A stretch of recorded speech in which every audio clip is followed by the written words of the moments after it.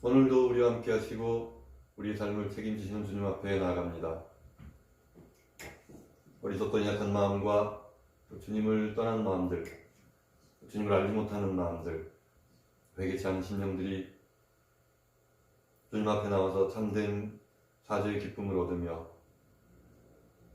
살아계신 주님의 존전 앞에 엎드려 경배하는 경배자로 서도록 저희들의 삶과 생각을 주장하여 주시옵소서. 예배 가운데 함께 하시는 주님의 성령님 환영하고 초대합니다. 오셔서 심령 가운데 자정하시고 우리의 심령 또 자녀들의 심령 가운데 말씀하시고 깨닫게 하시고 다스려 주시옵소서. 함께 하심을 믿고 감사드리오며 예수님 이름으로 기도합니다.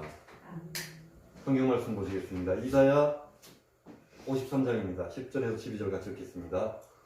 여호와께서 그에게 상함을 받게 하시기를 원하사 질고를 당하게 하셨은즉 그의 영혼을 속건제물로 드리기에 이르면 그가 시를 보게 되며 그의 날은 길 것이요 또 그의 손으로 여호와께서 기뻐하시는 뜻을 성취하리로다. 그가 자기 영혼에 수고한 것을 보고 만족하게 여길 것이라. 나의 의로운 종이 자기 지식으로 많은 사람을 의롭게 하며 또 그들의 죄악을 친히 담당하리로다.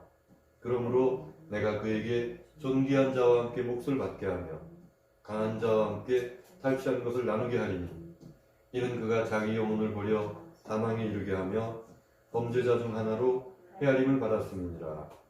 그러나 그가 많은 사람의 죄를 담당하며 범죄자를 위하여 기도하였느니라. 아멘. 읽은 말씀을 가지고 범죄자를 위하여 기도하신 예수님이란 제목으로 말씀을 나누겠습니다.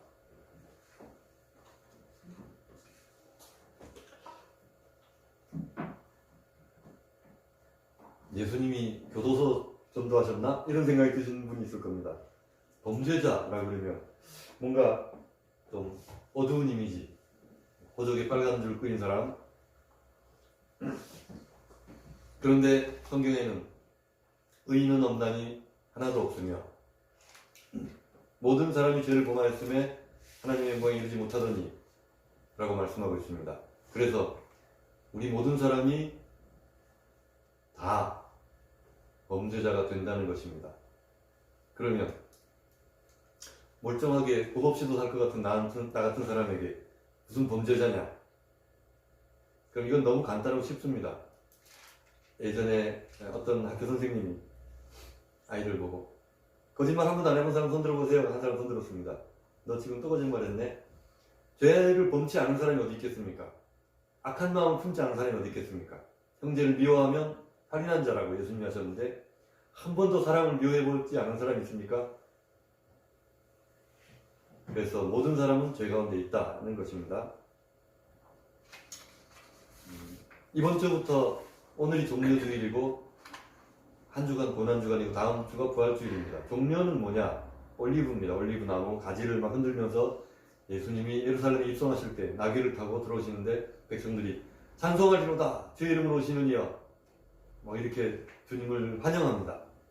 그리고 며칠 되지 않아서 십자가에 못 박아라 뭐 이렇게 합니다. 군중들의 마음 참 알 수가 없죠. 그리고 예수님이 십자가에 달리시고 사흘 만에 다시 부활하십니다. 그래서 금요일을 성금요일로 지키고 돌아가신 날, 아멘. 부활주일을 이제 부활하신 금토일 3일 만이죠. 3일 만에 부활하신 것을 기념합니다. 오늘 말씀을 중재하면서 고난에 대해서, 주님의 고난에 대해서 나눌 부분이 있는가라고 고민을 하고 있었습니다. 다음 주는 부활주일 설교를 해야 되니까 고난주간은 오늘 이후로 시작이 되니까 어떻게 할까 고민하고 기도를 하는데 잘 모르겠는 거예요. 주님의 십자가가 와닿지도 않고 그분의 고통이 2000년 전에 돌아가셨는데 까마득한 옛날이고 이거 선사시대인지 고구려인지 조선시대인지 이거를 어떻게 멀리 있는 그 말씀이 나한테 어떻게 와 부딪히는가. 때로는 눈물 지은 때도 있었습니다만 감정에 약간의 동요가 있었지. 그래서 바울이 지식에 넘치는 그리스도의 사랑을 알아 그렇게 말했는지도 모르겠습니다. 감정이란 것은 그 당시만 있다가 사라져버리면 또 재현하기가 쉽지 않지 않습니까? 어떤 분이 그 말씀을 제일 싫어한대요. 첫사랑을 회복하자, 그 말을 제일 싫어한답니다. 그만큼 기간이 지났는데, 또 그만큼 성숙했는데, 처음에 그 풋풋한 사랑을 어떻게 할 수 있는가 이 말이죠. 불가능합니다. 그 나이로 돌아가서 새로운 사랑을 시작하지 않으면 첫사랑을 회복하기 어렵습니다.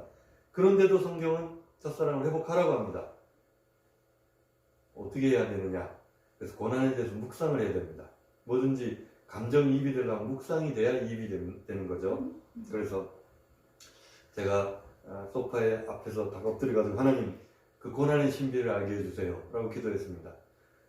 저만 그런 기도를 한 것이 아니라 그 제가 이제 여러 가지 뭐 증세나 또는 성자들의 책 이런 것들을 예전에 본 적이 있는데 그렇더라고요.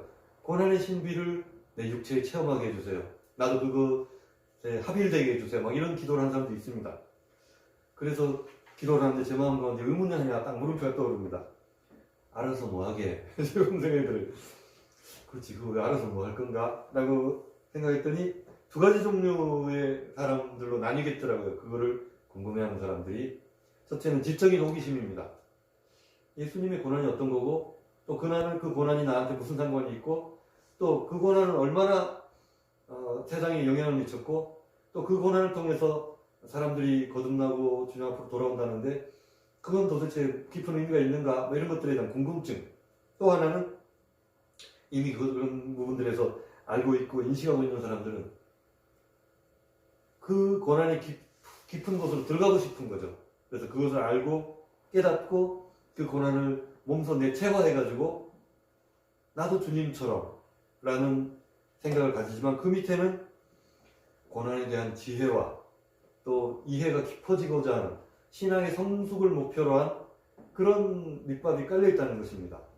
그런 인식이 배경이 깔려있다는 것이죠. 그래서 그러면 이것이야말로 그릇된 불과 향이 아닌가. 여러분도 아시겠지만 성경에 보시면 아론의 아들이 4명입니다. 근데 2명은 다른 불을 들이다 죽었습니다.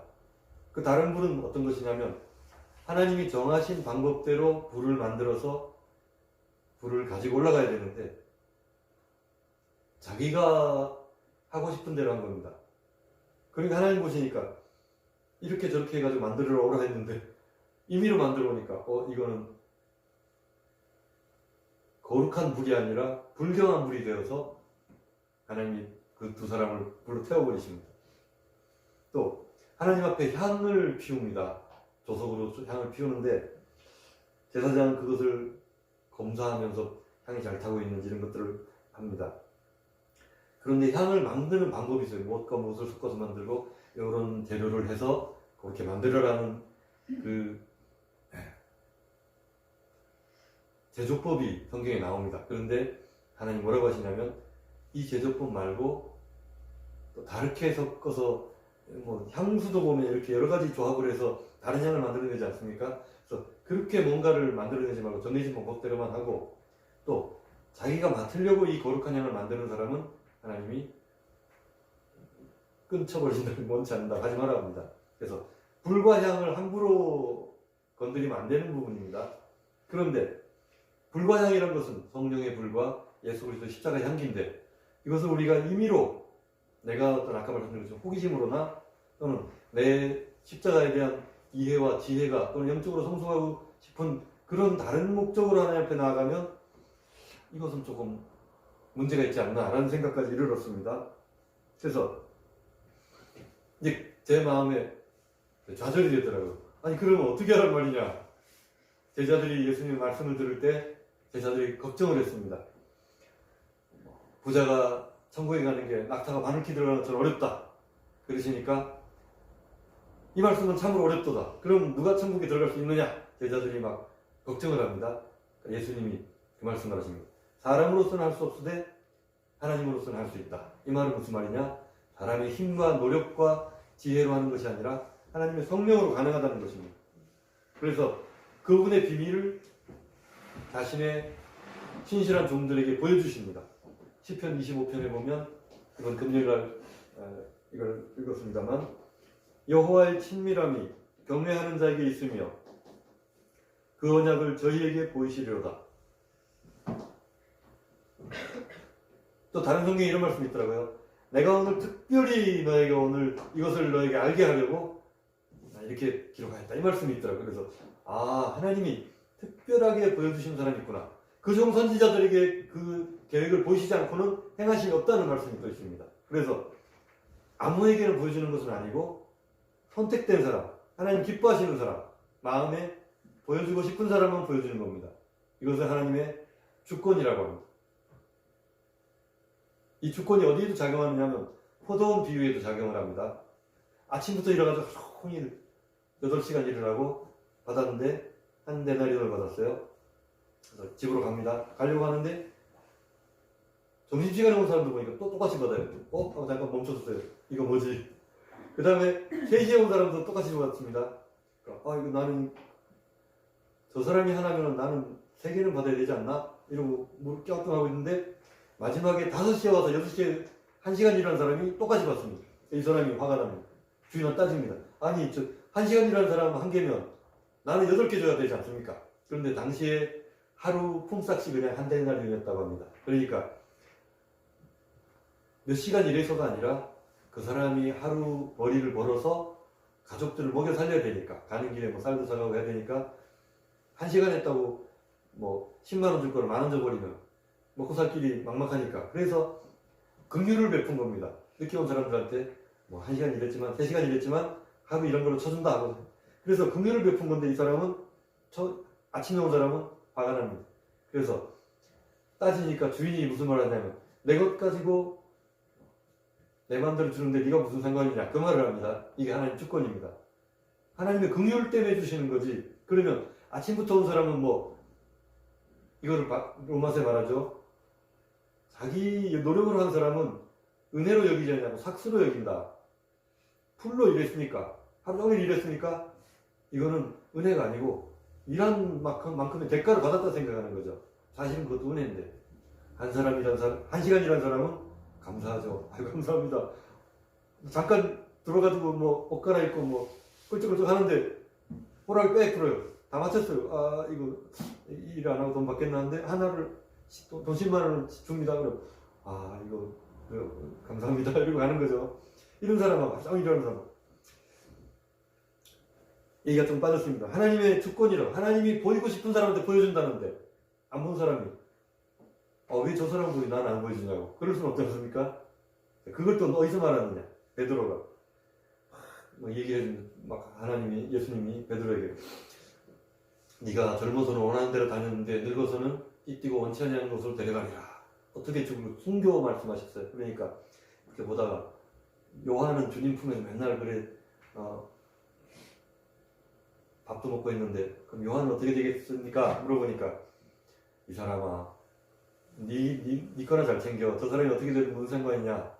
나올 때까지 저 사람 살려도 네가 무슨 상관이냐. 그 말씀하십니다. 하나님 주권 얘기를 자꾸 하십니다. 그럼 하나님 주권이면 우리가 여기 와 있는 것도 하나님 은혜고 내가 주님을 고백하는 것도 은혜고 십자가를 깨닫는 것도 은혜면 그러면 내가 할 일은 뭐 있습니까? 그냥 가만히 앉아가지고 감나무 밑에 입 벌리듯이 가만히 꼭꼭 졸다가면 다 알아집니까? 라고 하면 또 그건 아니죠. 우리가 할 또리 하고 노력을 또 해야 되는데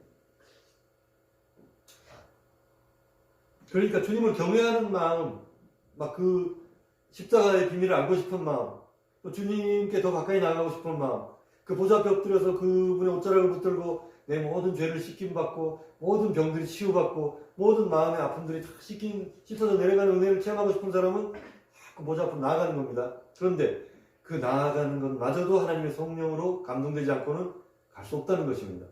그러니까 모든 것을 이제 소위 말하는 하나님 주권, 이 칼빈의 하나님 주권 사상입니다. 그래서 당시에 2가지 설이 대립했었습니다. 칼빈이즘, 하나님 주권, 하나님 선택, 하나님 예정, 하나님이 다 하신다. 이건 가만히 있어. 이거고 알미니안파에서는 인간의 자유의지를 엄청나게 강조합니다. 네가 고백하는 것도 너고 믿는 것도 너고 천국 길 가려고 애쓰는 것도 너고 고난당에 참는 것도 너고 다 네가 하는 건데 무슨 예정이냐. 예정은 그 결과론적으로 보면 예정이 되지만 지금 힘쓰고 애쓰고 해야지. 이게 이제 알미니안주의의 주장입니다. 그래서 이게 굉장히 격돌했었습니다 한때. 근데 지금도 계보들이 내려옵니다. 그래서 장로교 쪽은 칼빈주의 쪽이고 알미니안주의는 하나님의 성회나 뭐 이렇게 은사 강조하는 쪽이 이제 그런 게 많더라고요. 그렇게 부딪힙니다. 근데 저는 그 양쪽이 다 같다고 생각합니다. 이제 동전의 앞뒷면이죠. 은혜가 오니까 열심히 하는 거고 기도하는 거고 또 기도를 하다 보니까 또 은혜가 또 부어지고 이게 닭이냐 아니냐 이게 도는 건데 이것도 사람들이 막 부딪힙니다. 주님의 은혜도 그렇습니다. 우리가 주님의 은혜를 받고 싶고 그 보혈 공로를 알고 싶고 십자가 사랑이 뭔지를 깨닫고 싶고 그 마음도 주님께서 주신 것이란 말입니다. 뭐 그렇게 안 안아지고 싶은 사람 귀찮아서 아이고 막 빨리 예배 빨리 끝내지 무슨 뻘솔질 많이 하는가 싶은 사람도 있을 겁니다. 이거 어떻게 어떻게 하십니까? 예배 기도 시간에 막 눈물 뿌리면서 막 전시부 기도한 사람도 있고 어떤 사람 꼬박 쪼를 아이고 피곤 왜 기도에 길지 하고 막 정신 차려보니까 주여 아멘 눈도 보니까 끝났어요. 제가 주로 그러는데 그런 사람들이 있어도 뭐 둘 다 은혜 아닙니까? 그래서 어떻게 해야 되느냐 뭐 이런 것들이 이제 대두되죠. 어떻게 해야 되느냐 뭐 할 수 있는 자리에서 최선을 다하면 되죠. 토끼가 거북이 가듯이 토끼는 빨리 뛰니까 빨리 가고 거북이는 천천히 가고 뭐 그런 것이죠. 그래서 십자가의 비밀이 뭐냐라고 이제 제 마음 가운데 깨달아진 게 있습니다. 그래서 길지는 않아요. 십자가의 비밀이 뭡니까? 계속 물었는데 별거 없고 그냥 한마디 딱 하시 마음속에 깨달아지더라고요. 뭐냐? 십자가는 얻는 것이 아니라 잃는 것이고 뭔가 되는 것이 아니라 비우고 낮아지는 것이다. 그리고 그렇게 낮아지고 잃어버린 사람들 그 사람들을 주께서 일으키시고 세우시고 높이신다. 이게 제가 딱 한마디가 마음 깨달아진 바입니다. 아 그렇구나. 그래서 뭐 어쩌라고 그런 생각 드시죠? 오늘 찬양을 새로 배웠죠. 주의 손에 붙들립니다. 그런 찬양을 배웠는데 제가 이제 새벽기도 시간에 그 말씀 한번 드렸어요. 설득된다는 말을 했어요. 우리는 이 죄의 본성을 끊임없이 하나님으로 도망가려고 합니다. 하나님은 정말 붙어꽃처럼 끊임없이 쫓아오다가 나중에는 멱살 잡혀서 끌려가는 거. 그래서 주님의 그 부활과 승천에 대해서 말씀하시면서 사로잡힌 자를 끌고 올라가신다는 말을 합니다. 이거 다 수동적입니다. 사로잡혀요. 내가 잡히려고 한 게 아닙니다. 나 잡아봐라 하고 천천히 뛴 게 아니라 있는 힘을 다해 도망가는데 더 빠른 속도로 나를 잡으신 겁니다. 사로잡고 끌고 가요. 끌고 가기 싫은데 억지로 끌고 간단 말입니다. 가다 보니까 막 체념이 되죠. 아이고 막 이왕 끌려가는 거 이왕 잡힌 거 있는 자리 열심히 하자. 이것이 헌신이고 고백이고 그렇습니다. 뭐 우리가 잘나고 굉장히 영성이 깊고 막 자원하는 마음이 있고 다 안 그렇습니다. 사람은 원래 다 도망가게 돼 있습니다. 본성이 죄의 본성이기 때문에 바울조차도 오호라 나는 건강한 사람이로 자꾸 도망가려는 본성을 바라보니까 너무 괴로운 겁니다. 마음으로는 하나님 따라가고 싶은데 끊임없이 도망가는 그러니까 붙들어가지고 끌고 올라가는 겁니다. 그 요즘 젊은 사람들이 캐리한다 이렇게 얘기를 하더라고요. 끌고 간다. 억지로 끌고 간다. 조별 과제 만들 때 그런 얘기 하는데 그렇습니다. 그러면 주님이 우리에게 주신 과제는 무엇입니까? 십자가 앞으로 나아가는 것, 보좌 앞으로 나아가는 것인데 결과적으로는 내가 고백하고 주님 앞 십자가 앞에 엎드리고 보좌 앞에 그분의 발 앞에 나가서 옷자락을 붙들고 한 거지만 그렇게 하려고 내 마음으로 얼마나 주님이 감동하셨는가. 그 얘기를 합니다. 요단강 10번 가는 것보다 2만 바꾸기 더 어려웠다. 이게 무슨 얘기입니까? 자연계는 순종을 하버립니다. 한정이 갈라지라 하면 갈라지는데 사람 마음은 오너라 하면 아니요 조금만 더 가자 아니 다음에 이렇게 자꾸 사양을 합니다. 사양 굳이 그렇게 사양을 안 해도 되는데 끝까지 사양하다가 정 안 돼서 막다른 골목이 다 다르니까 그럼 이제 갑시다 이렇게 돌아가는 겁니다. 우리가 뭘 알려고 깨닫고 그럼 어떻게 하는 게 좋느냐? 순순히 붙들려가는 게 좋습니다.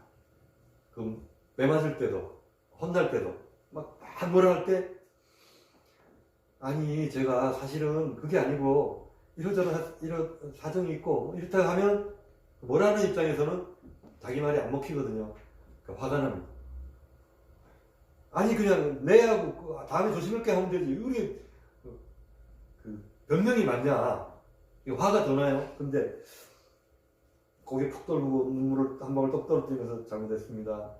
다음에 하지마. 네. 이렇게 하면 화가 사라락 가라앉습니다. 나중에 알고 보니까 얘가 잘못한 게 아니네. 옆에서 부탁해가지고 어떻게 이렇게 한번 했는데 그러면 너 왜 그때 변명 안 했냐 그래. 그냥 뭐라 하시니까 그냥 그러면 그때는 어떤 마음이 듭니까? 끌어안아서 아이고 말하지 이렇게 되는 겁니다. 그래서 성경에 그 말이 있어요. 매를 손이 받는 자가 복되라고.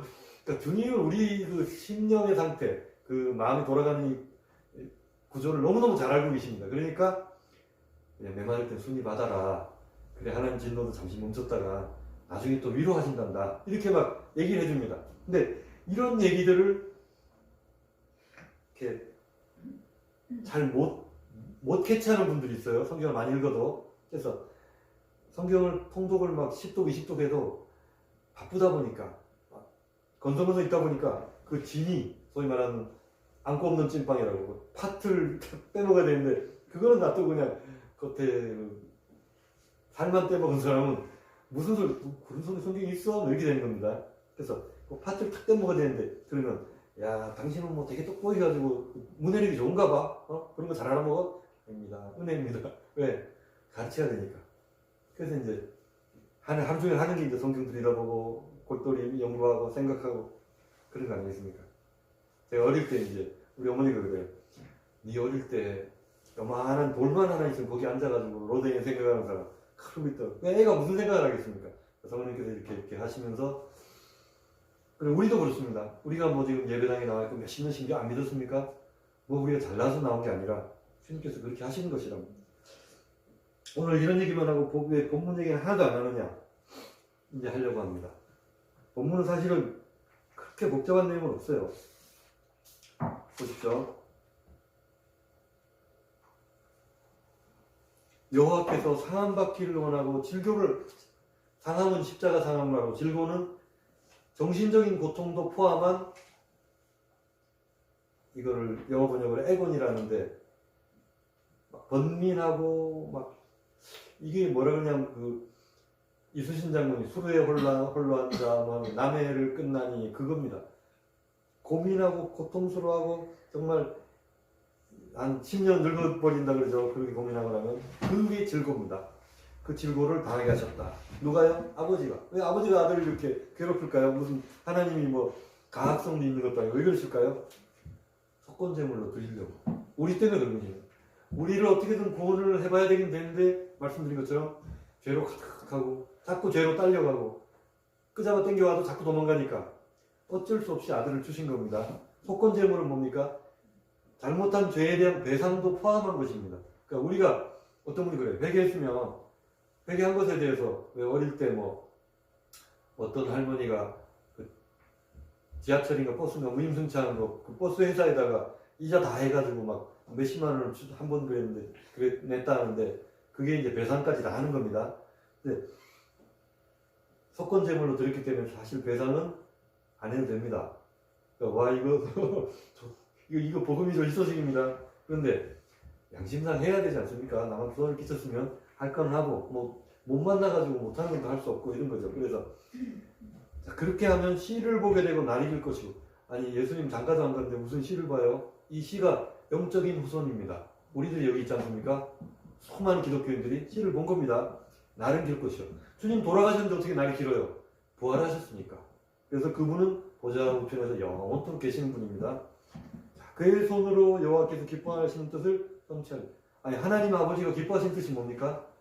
아들이 십자가에 매달리는 겁니다. 그러니까 참 아들한테는 잔인한 아버지예요. 근데 왜 그러셨냐? 우리 때문에.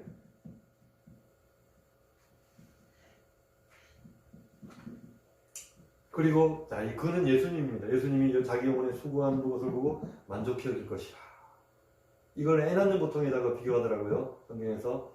낳을 때는 너무너무 힘들어 죽겠는데 낳고 나면 슬픔이 변하여 기쁨이 되고 어둠이 변하여 환한 아침이 된다는 말씀입니다. 그래서 주님이 너무너무 아까처럼 질고를 당하고 상함을 받았는데 부활하셔서 보니까 그것 때문에 많은 영혼들이 자기 품으로 돌아오게 되니까 기쁜 거죠. 아이고 내가 그래 수고한 보람이 있네. 성경에 어떤 말씀이냐면 그의 품에 있는 독생하신 아들이 나타나셨다. 예수님은 하나님 아버지 품에 계신 분이에요. 근데 그 품에 계신 분은 어떻게 했습니까?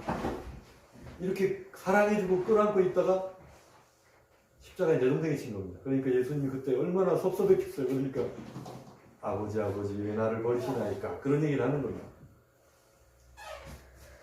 자, 의로운 종이 지식으로 많은 사람을 얻게 하고 보세요. 십자가 그러면 막 울어야 되고 그 아픔을 절절히 느껴야 되고 막 십자가가 몸을 막 가눌 수 없을 만큼 힘을 해야 십자가를 제대로 느낄 것이다. 그게 말하는 소위 말하는 감정주의인데요. 성경에서는 지식으로 의롭게 된다고 했습니다. 이게 무슨 얘기냐면 예수님이 나를 위해서 십자가에 돌아가셨기 때문에 내가 하나님 앞에서 그 어린 양의 희생제사 때문에 내가 죄에 대해서 더 이상 하나님 앞에서 뭔가 계산할 일은 없다. 이걸 아는 지식입니다. 그 지식. 그걸 알면 그리고 그 은혜에 대해서 감사합니다. 마음에 안 와닿을 수도 있잖아요. 그러나 알지 않습니까? 저 사람이 나 대신에 뭐 예를 들어서 밥 점심 잘 먹고 이제 친구들끼리 이제 가자 계산하자고 주문 지갑 꺼내는데 주인이 계산되셨습니다. 어떻게 된 거예요? 아까 먼저 나가신 분 계산하셨다고 전화를 합니다. 잘 먹었네 고마워. 이게 막 마음에서 우러나고 막 끌어올리진 않아도 감사하고 고맙지 않습니까? 그것처럼 그냥 밥 한 끼 사도 고마운데 나를 위해서 대신 돌아가셨다니까 감사하죠. 그리고 그 말을 들을 때마다 현충이 날 묵념하는 것처럼 머리가 저절로 숙여집니다. 감사합니다. 제가 무엇이 간데 사랑해 주시고 또 기억해 주시고 또 나를 위해서 이렇게 희생당하신 것 감사합니다. 그렇게 말할 수 있는 그런 지식입니다. 거기에 감정이 동반될 수도 있고 아닐 수도 있습니다. 그거는 이제 뭐 성령의 감동이 있으실 때 없을 때가 그 차이겠죠. 어쨌든 지식은 변하지 않습니다. 감정은 자꾸 변하지만 자, 이렇게 제약을 친히 담당하셨습니다. 그러므로 종교한 자와 그는 역시 예수님입니다. 종교한 자와 함께 강한 자 이게 예수님이 하신 말씀 중에 그 강한 자를 결박하고 세간을 늑탈한다고 말합니다. 강한 자는 사단이고 세간은 우리 영혼입니다. 주님이 십자가로 강한 자를 결박하고 우리 영혼들을 옥에서 빼내오신 것입니다. 그것에 대한 지식은 우리가 다 알죠. 자, 이는 그가 자기 영혼을 버려 사망에 이르게 하며 주님이 십자가 고난당하실 때 아까 말씀드린 것처럼 모든 세상의 죄를 다 짊어지고 계셨기 때문에 마음과 영혼이 피폐해지셨습니다. 그리고 범죄자처럼 십자가에 매달 당시의 십자가는 범죄자가 당할 수 있는 가장 극한 형벌 요즘으로 하면 이제 전기의자 같은 거죠. 사형집행 그것이었다고 합니다. 주님은 죄도 없으셨는데 이렇게 우리 때문에 제일 비참한 형벌을 당하셨습니다. 이것이 십자가에 대한 지식입니다. 자, 그래서 사람들이 막 욕합니다. 지나가면서 아이고 뭐 선지자라고 하든 랍비라고 하더만 한번 내려와 봐라. 그리고 너 하나님 아들이라며 네가 너 자신 구원해봐라. 이러면서 욕을 하고 옆에 있는 강도도 막 같이 욕을 하고 그랬습니다. 그런데 예수님 뭐라고 기도하십니까? 주님 용서해 주세요. 저들이 하는 것을 알지 못함입니다. 오히려 기도를 하셨단 말이에요. 조롱하고 막 찌르고 하는 사람들 향해서 대신 중보의 기도를 하십니다. 그러니까 참 예수님의 어떤 그 마음의 아량이라는 것을 우리가 상상할 수 없는 부분이죠. 누군가 우리를 괴롭히고 욕하고 하면 어떤 말이 딱 떠오릅니까? 너도 똑같이 당해봐라. 아니면 2배로 당해라. 뭐 이렇게 그런 마음이 딱 생기는데 주님은 그런 마음이 없으셨다. 왜냐하면 죄와 상관이 없으신 분이기 때문에 그렇습니다. 그래서 우리를 위해서 기도하셨기 때문에 주님이 우리 모든 죄를 사하셨고 지금 우리는 여기 있습니다.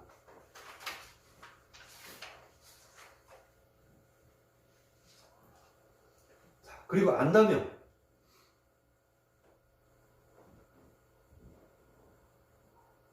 예를 들어서 그렇습니다. 이제 입양당한 아이가 있어요. 그래서 사실은 부모가 누군지 모르는데 재벌집으로 입양을 당한 겁니다. 그래가지고 아주 풍요로운 생활을 누리다가 철들고 뭔가 좀 이상한 낌새를 자꾸 얼굴도 안 닮았고 그런 것들을 자꾸 느끼다가 우연찮게 누군가의 흘려가는 말로 자기 입양된 걸 알게 됐습니다. 2가지 반응이 벌어집니다. 어떤 사람은 그런 거 올려놨다가 인터넷에 어머니가 나를 속일 수가 있나? 세상에. 그렇게 나를 기만하고 이걸 빨리 안 말해주고 지금 내가 이 나이가 돼도 그렇게 했다고 원망하는 얘기를 적어놨다요. 우리가 사람들이 와 은혜도 모르는 대단한 사람이다 이렇게 욕을 해놨더라고요. 어떤 사람은 이렇게 나에게 은혜를 베풀고 그냥 버려져서 어디를 떠돌지 알 수 없는 인생인데 이렇게 호의호식하고 좋은 교육을 받고 참 감사하다 이렇게 하고 부모님에게 그 얘기를 하고 이제 서로 이렇게 더 정 깊어지는 그런 관계도 있었다고 합니다. 그러니까 우리가 이거를 막 마음속 깊이 막 예수님 십자가 영화 예전에 보고 했는데 그거 보면서 막 감정이 막 그럴 수도 있습니다. 그런데 사실은 저는 좀 감정이 좀 메마른 편이라 그거 봐서 좀 그렇더라고요. 보셨겠다. 힘드셨겠네. 그렇지만 그게 막 내 것처럼 느껴지진 않더라고요. 그것 때문에 제가 기도를 했는데 그건 안 되더라고요. 마음이 메말랐나. 근데 그러나 그걸 알고 나서 이제 아까 재벌집 아이 말을 그래서 그 아이가 그렇게 하면 이제부터는 나도 다른 사람들 돕는 삶을 살겠습니다.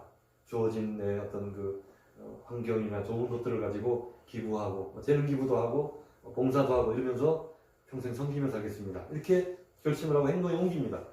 그러면 이제 된 사람이죠. 괜찮은 인생이죠. 그런 것입니다. 그래서 나를 위해서 다 고생당하신 주님을 기억할 때 내가 어떻게 이렇게 할 수 있을까? 이거는 안 되지. 라고 순간순간 이것들을 자각하면서 나의 삶을 조금씩 바꿔가는 것. 그것이 주님이 원하는 거듭난 자의 삶이 아니겠습니까? 이 시간에 한번 우리 다 같이 기도를 또 하실 텐데 먼저 주님의 십자가 은혜 나를 위해서 고난당하신 그 은혜 기억하시면서 2, 3분간 기도하시고 또 첫 주는 우리 또 치유와 회복을 위한 기도니까 기도가 마치고 한 번씩 기도를 해드리고 축도로 마치겠습니다. 잠시 기도하겠습니다.